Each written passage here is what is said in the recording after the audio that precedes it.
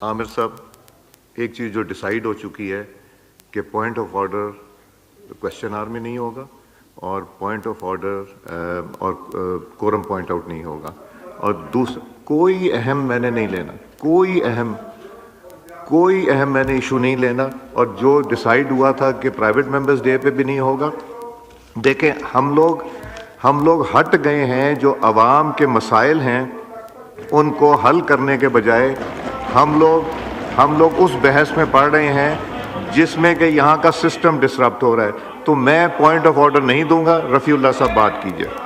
बहुत शुक्रिया जनाब स्पीकर साहब, मैं आपका बेहद मशकूर हूँ कि आपने मेहरबानी फरमाई, क्योंकि कल भी हमारे बिजनेस ऐसा ही अहम बिजनेस था जो रह गया और अवामी इशू का था, पाकिस्तान के लोगों का इशू था।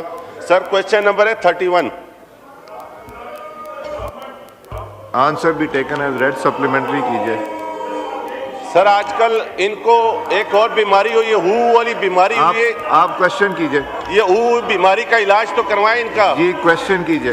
ये बीमारी इनकी कौन सी है? जी question. Sir question number 31। Question कीजिए।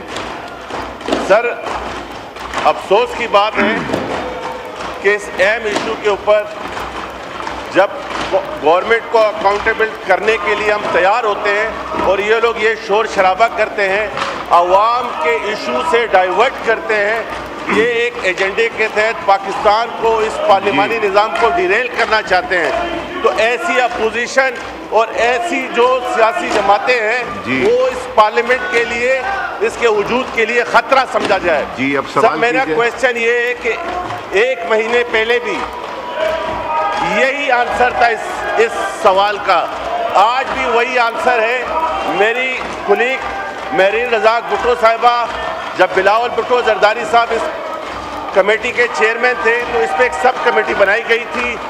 तो मैं आपके तवज्जो से ये रिक्वेस्ट करूंगा कि सर 1 महीने पहले भी यही जवाब था, आज भी यही जवाब है।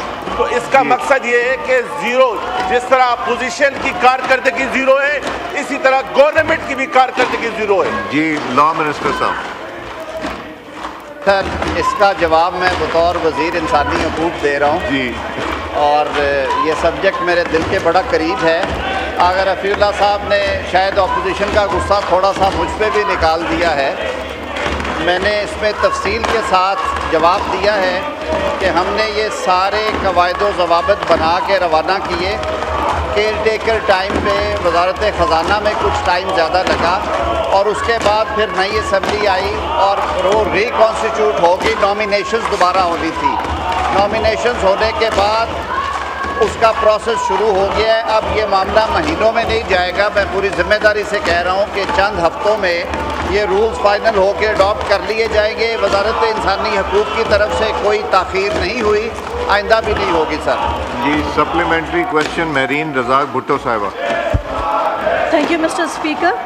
सर ये एक्ट 2021 में कमेटी से और नेशनल असम्बली से पास हुआ था और चेयरमैन बिलावल भुट्टो जरदारी साहब ने 3-4 ऐसे लेजिस्लेशन थी जिसमें senior citizen, Zainab alert bill, persons with disability, ये वो बिल्स थे जो बहुत ही एफ़र्ट के साथ इस कानून साजी को इम्प्लीमेंट में लाया गया था। लेकिन मुझे अफसोस के साथ कहना पड़ता है कि इन तीनों बिल्स पे आज तक रूल्स नहीं बने। सर 21 किधर है, 25 किधर है? जब तक वजारत इस कानून साजी के रूल्स नहीं बनाएगी तो इम्प्लीमेंट कैसे होगा? तो सर सीनियर सिटीजन्स के हवाले से जो सहूलियात इस बिल में दी गई थी, जो कि चेयरमैन बिलावल भुट्टो जरदारी साहब की सरबराही में था, सर इसमें रिक्रिएशनल एंट्रीज़ के हवाले से था। हॉस्पिटल में सर सीनियर सिटीजन्स को प्रायोरिटी देने की बात की गई थी। सर प्राइवेट हॉस्पिटल्स में भी डिस्काउंट की बात की गई थी। इवन कि अगर सीनियर सिटीजन्स ट्रैवल करते हैं ट्रेन के थ्रू, सर रूल्स पे अमल अगर नहीं होगा या रूल्स नहीं बनेंगे तो अमल कैसे होगा? जो हमारा वल्नरेबल ग्रुप है, चाहे वह ख़वातीन हैं या सीनियर सिटीजन्स हैं या पर्सन्स विद डिसेबिलिटी हैं, ये वो ग्रुप है हमारे मुल्क का, वो तबका है जिनको प्रायोरिटी की ज़रूरत है। तो मिनिस्ट्री की कारकर्दगी तो फिर सर उनके ऊपर तो सवालिया निशान है। मेरी गुजारिश होगी कि रूल्स जल्दी बनाए जाएँ ताकि इन लॉज पे अमल हो सके। Thank you sir. Minister for human rights. जवाब देने से पहले मैं एक छोटी सी सदा करना चाहता हूँ कि असम्बली का एक अपना डेकोरम है, चले उसको तो ख़राब करे। कुछ चीज़ें बिल्कुल मना है जिनमें वीडियोग्राफी करना, तस्वीरें बनाना, सेल्फियाँ बनाना। अभी सर ये जो सारा कुछ चल रहा है ये ज़रा मुलाजा फरमाइए जनाब स्पीकर, ये कम से कम इन्हें रोक ही दे सर। कोई तो कदर रहने दे, कोई कदर मैंने इनको पहले भी बताया था। अब मैं आपको एक और बड़ी इंटरेस्टिंग बात बताता हूँ सर। मेरी सदा होगी हमीद साहब जो हैं, हमीद साहब इतने जज्बाती थे कि मैंने खुरम की बात करनी है, और ये खुरम की बात जब मैंने इनको कहा था मैं इनको फ्लोर दूंगा, तो खुरम की बात करने के बजाय ये वॉकआउट कर गए। तो ये बात ही नहीं करना चाहते थे, ये वो सियासत करना चाहते हैं, अवाम की सियासत नहीं करना चाहते। तो आप जवाब दीजिए सर। मेरी सिर्फ ये अर्ज है कि ये जो फोटोग्राफी का महकमा इन्होंने संभाल लिया, इस पर कम से कम नोटिस ही जारी करें सर इन्हें, ये बड़ी गैर मुनासिब है।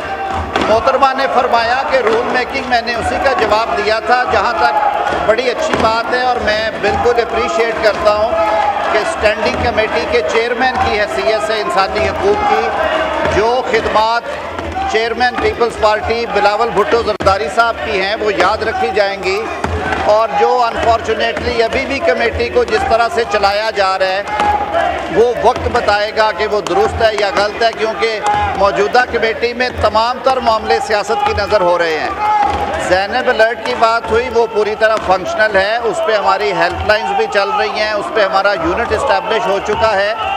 जहाँ तक सीनियर सिटीजन्स का ताल्लुक है तो वो इंशाअल्लाह उल अज़ीज़ जैसे मैंने कहा हफ्तों में कंप्लीट होगा।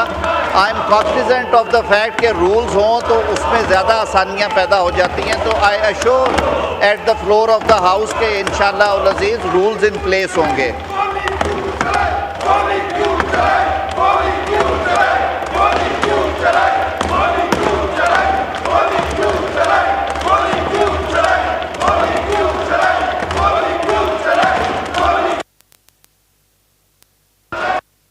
नेक्स्ट क्वेश्चन शाइस्ता खान साहिबा।